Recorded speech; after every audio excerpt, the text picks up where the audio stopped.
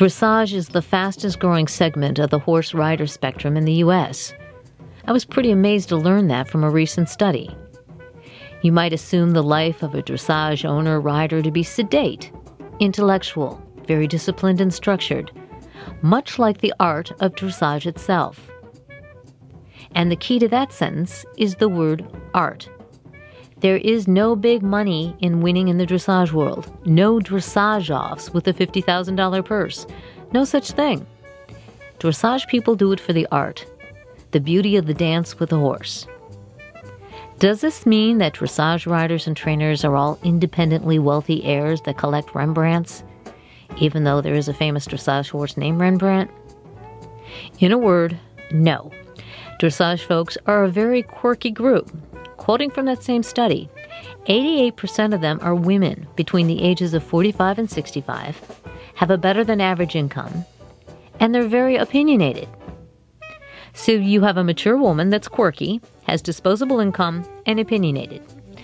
You can see where this could go. Well, where this is going to go is to one of the most recognized names and or voices in the United States Dressage Federation, Bill Woods. And what's true about the majority of dressage folks is true about Bill, except he's a man. But we won't hold that against him.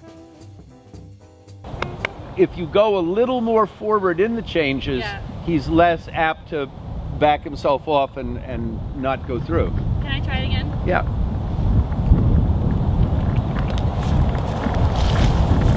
Why does she always ask if she can try it again? Because she is, I think of myself as Geppetto. The camera starts to shake. It's from me laughing. And that's why. It's, okay, Mr. Puppet Master. Because she's a lady. I got it. Right. The Puppet Master. That's right.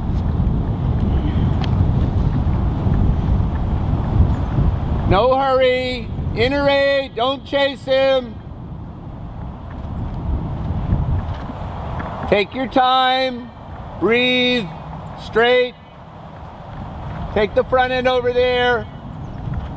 Yeah, front end over there. That's right. Now, once he starts, don't override. Do less, even if it's not enough. That's right.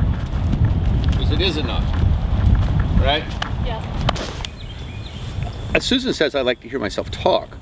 And so, you know, teaching is good for that. I like to see people have those aha moments and feel that somehow I had something to do with it.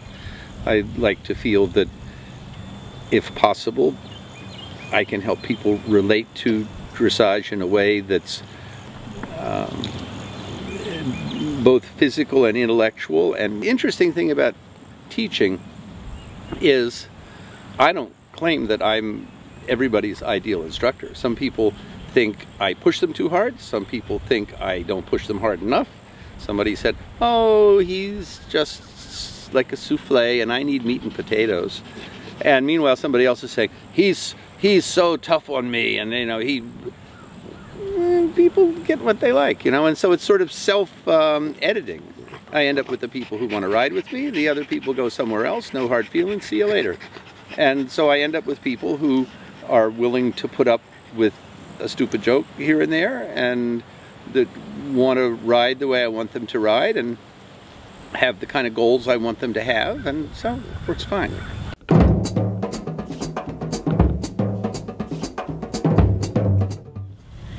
But, how long have you been working with these folks?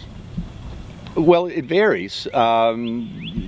Jill, I've been teaching for at least 24 years.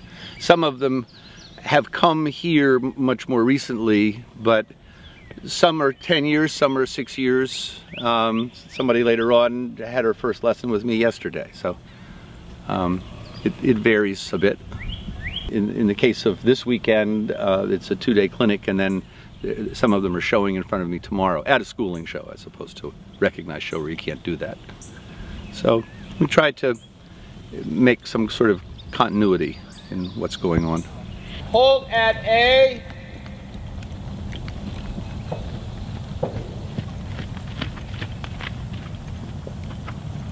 Roundness. And help him with your voice and back. And walk and pat him. Okay, so that was by far the best one. Now, in second 3, the hold is right in front of the judge, right? Right. Don't use your voice, I'm not deaf. Right. In third 1, the hold's down there. I can't hear it, right? Okay. And so you can say something like, or some such thing. It's always amazing how much better the transitions are when it's a rainy day and the judge has to sit in a car with the windows up. Let him have a total stretch and a big walk. That's right.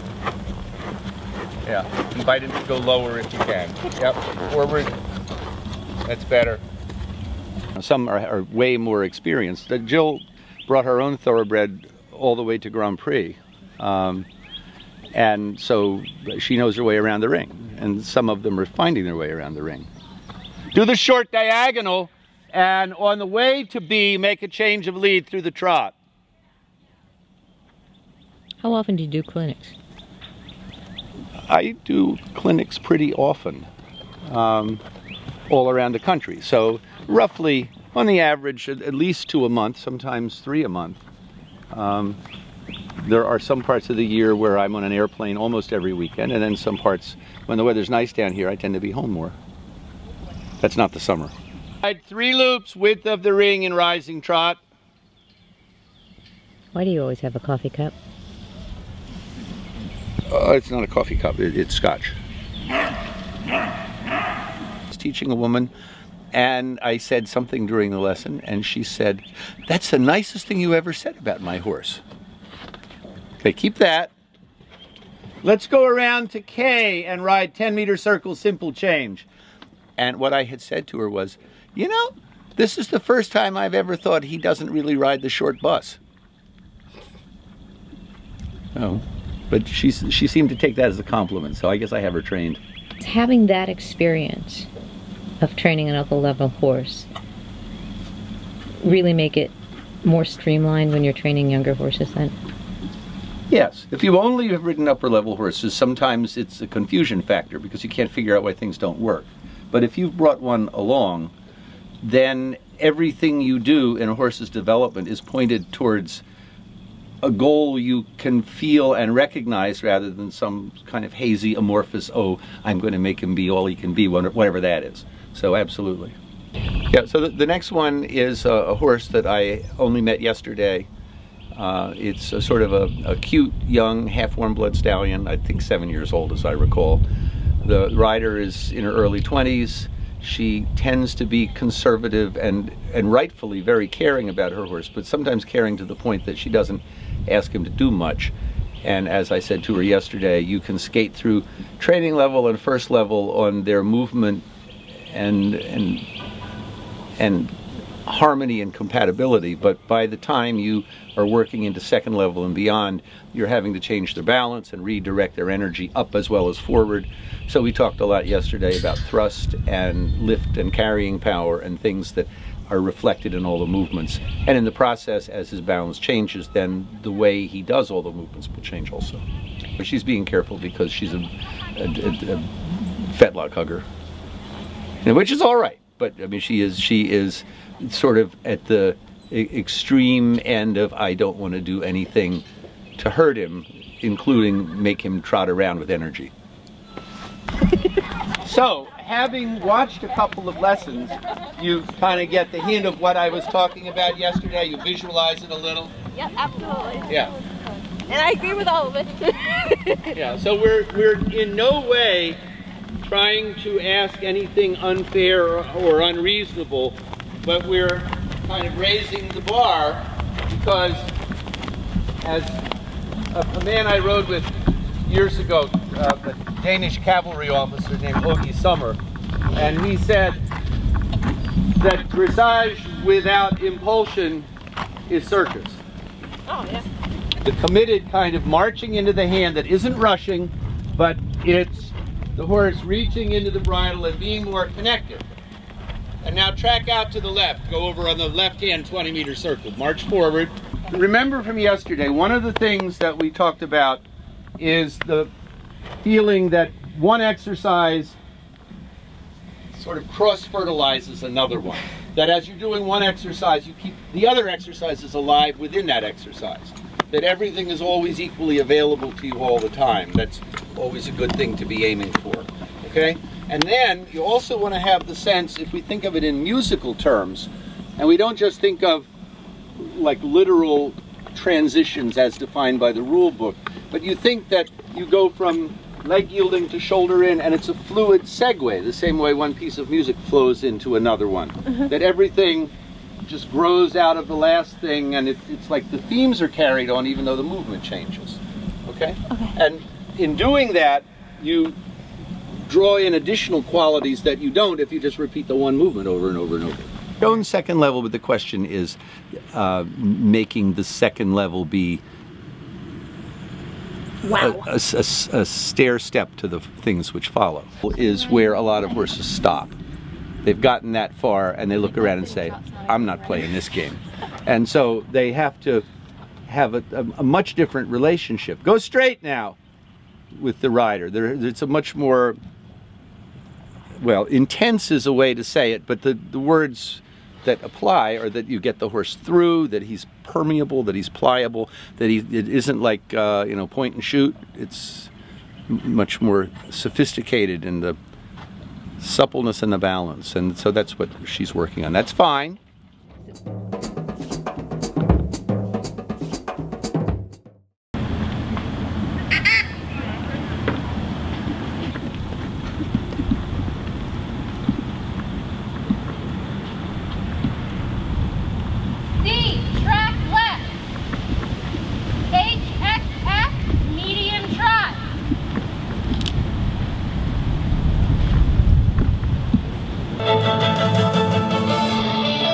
Well then, and greetings to you.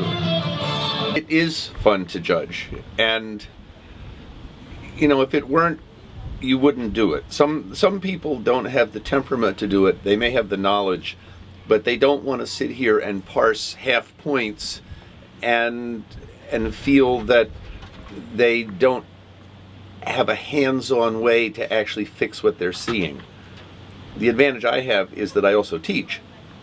And in various circumstances, I'll judge a show and do a clinic afterwards.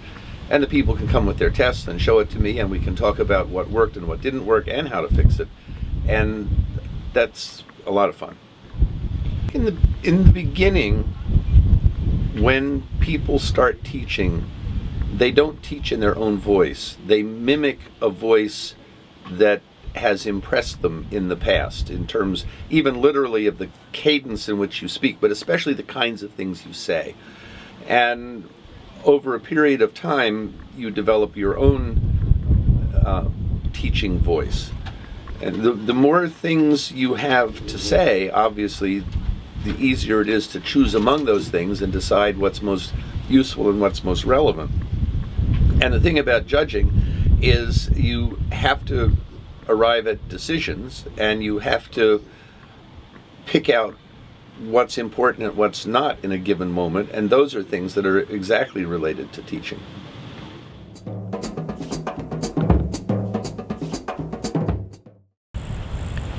There was a particular rider whom I won't mention, but he is a well-known S judge on the West Coast.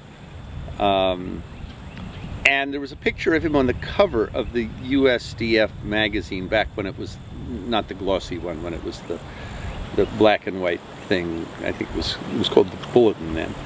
And there was this picture of him riding a stallion, and it was a dreadful picture. I mean, it was an awful picture. The horse's neck was crammed in real short and overflexed, and his feet were out in front of him, and his head was down, and his arms were weird. I mean, it was like, this is like a sinfully ugly picture. And I remember making copies of it and then pasting, like making the horse's neck longer and opening its throat latch and putting his leg in a different place, and then Xeroxing the whole thing in its finished way so it looked like the way it was supposed to. And so I've always liked the notion of arranging reality to suit my taste.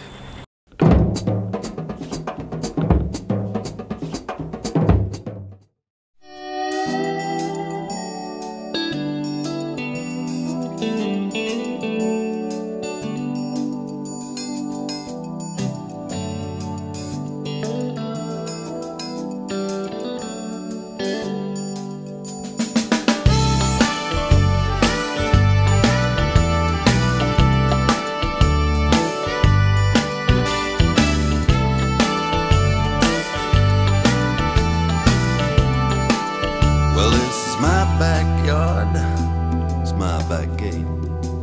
I hate to start my parties late. Here's the party card, ain't that great? That ain't the best part, baby, just wait. It's a genuine weather vane, it moves with the breeze. Portable hammock, honey, who needs trees? It's casual entertaining, we aim to be.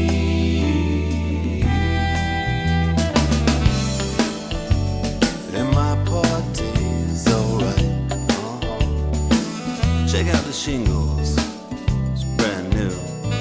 Excuse me while I mingle. Hi, how are you? Hey everybody, let me give you a toast. This one's for me, the host with the most.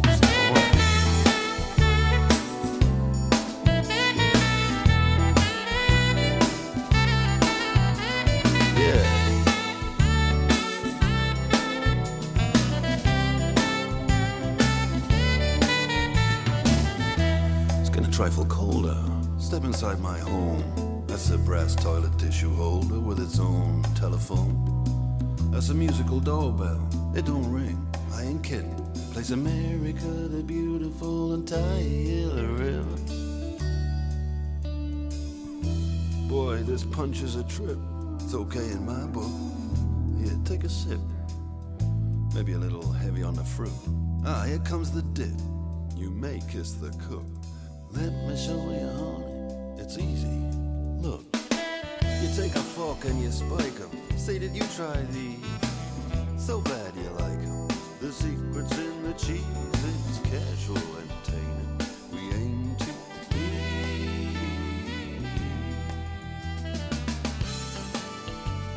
At my party's alright.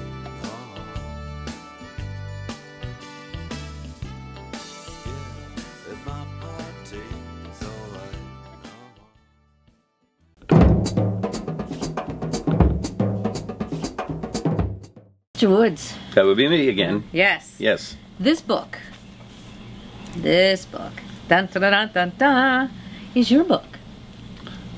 It is. It says so. See? Your name's right at the bottom there. Well, I lied, but yes, it is. It's mine. It's my very own. Okay. Of which I am inordinately proud just because I wrote that thing. Yes, you did. Right. And I read it. Okay, excellent. Yeah, I'm one of those people. Mm-hmm. Well, that's 3. Yeah, that's very good. Mm-hmm. Dressage, I have tried to read a number of dressage books. Mm-hmm. Tried is the operative word there. Well, me too. They're difficult. They're like worse than algebra. They have been known to be what puts you to sleep, yes. And that doesn't mean it's not all good information, but some of it is a little bit on the dry side. Dry? Parched? This book, this is really quite not only informative, but entertaining, and it makes a whole bunch of sense. I mean, it's like, wow, no wonder you call it unscrambled. Well, let me tell you about it a little bit. Oh, good, okay? yes. All right. Well, first of all, years ago, people would say to me, you should write a book. And the only thing I imagined was the kind of book you're talking about. And I thought, well, lots of people have written them, and they've probably done that as well or better than I could. And why would I want to? Because that's boring to me. And so I always ignored the idea. And then I wrote this book accidentally, like literally accidentally, because I thought I would start a blog for our new website. And I started getting ahead of myself, writing stuff before I needed to put it up. And my wife and my dear friend Elizabeth Waller, who's quite erudite and has been in the business of books for many years, would look at what I was writing and they'd say, you know, you shouldn't give this away. You should sell this. And I go, blah, blah, blah, this is silly. No. But they kept saying it enough times that they talked me into sending it to a publisher editor whom I had met other times, Beth Rowland, who was at Half Halt Press then. And I told her the story. Like, I don't know if it's a book or not. I don't much care because I'm going to put it up somewhere or other anyway. And she said, send it to me. And I put it on a disc. At that point, being kind of the compulsive dressage person, I'd written about 50,000 words. And so I put it on a disc, sent it to her, and 4 days later she called me and said, oh, it's a book, we'll take it. And it was like, oh, how about that? I'm going to be an author. So that's how it happened. In my own learning, I was exposed for many years. My mentor was Anders Lindgren, the Swedish gentleman cavalry officer. And he taught with lots of imagery. And I also had a long time, somewhat lesser, but long time exposure to Sally Swift. And they both keep you in your right brain. And it's not A, B, C, D, 1, 2, 3 stuff, but it's visualization and imagery that helps you find feelings. And so I had learned very much to teach that way. And much of my teaching is along those lines, other than a little more angle and a little more forward and stuff like that. But so the thing that I'm proud of about this book is that it has, I believe, 86 images, whether they're photographs or drawings, and 5 of them I think have a horse in them, and the others don't. The others are things that will help you relate to various aspects of riding, whether it's a car tire going over a speed bump, or whether it's a picture of a vending machine, or whether it's one of those claw grabbing things that pulls the toys up, or you know, there are dozens and dozens of them, and they all somehow fit in, and people go, oh, magnetic bottle, oh, self-carriage, make the horse hold himself, don't hold him, surround him. The theremin, my favorite musical instrument, because it's the one that you play without touching it. All those things give me a chance to kind of talk about stuff that amuses me.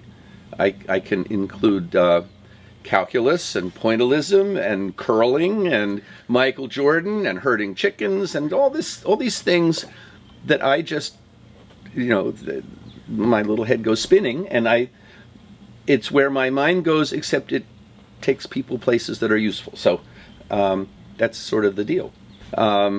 I took the cover picture myself. The egg is from a chicken whom I know named Chloe.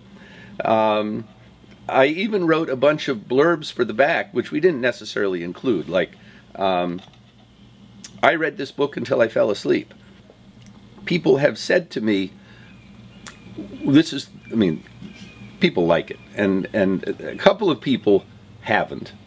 The way it's put together, it's a whole bunch of little short chapters, each essentially individual essays, like columns, as it were, or posts, and they're each about a bathroom visit long, and they can be read in any order. And I did that on purpose. I went from here to there and there to here, because I didn't want to say everything they should know about contact, and then everything they should know about throughness, and so on. I wanted it to sort of keep them a little tiny bit off balance and curious. A lot of husbands end up having this read to them in bed, because a potential student or a reader is sitting in bed reading to herself and laughing out loud, and the husband rolls over and says, what is the matter with you? And then the wife starts reading it out loud, and various husbands have said to me, you know, I don't know anything about dressage, but this is all right, and so that's a good thing. Yes, I like that a lot.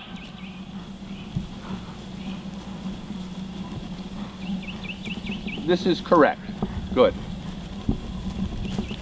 All right, and now make an 8-meter circle at E. And even if you don't actually make a canter depart at this moment, you want her alert enough and aware enough that if you wanted a canter depart, it was there. Okay, that's the only part of a circle. I kind of had in mind a whole circle. So end up going down that way. All right. One of the images in the book is about this vending machine thing. And my idea, make a half circle out to the center line and half pass back over to S down here. So my idea about the vending machine is like that kind of machine that's down by the elevator in the hotel with the open glass thing and all the little spirals and all the choices. And the deal is when you put the money in and it blinks ready, it's ready for everything all the time. Every preparation opens the door to every possibility, and you don't have to make elaborate separate preparations for each thing, half circle and half pass. So the way you ensure that that will work is even as you ride the half pass, you say to her, I could make shoulder in if I wanted. I could make a canter depart if I wanted.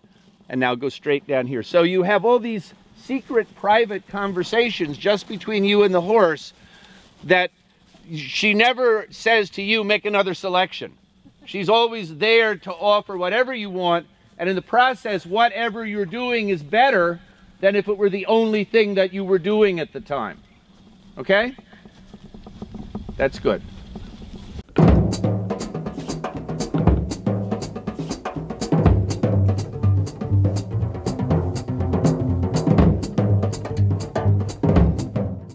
I'm sort of happy doing what I'm doing.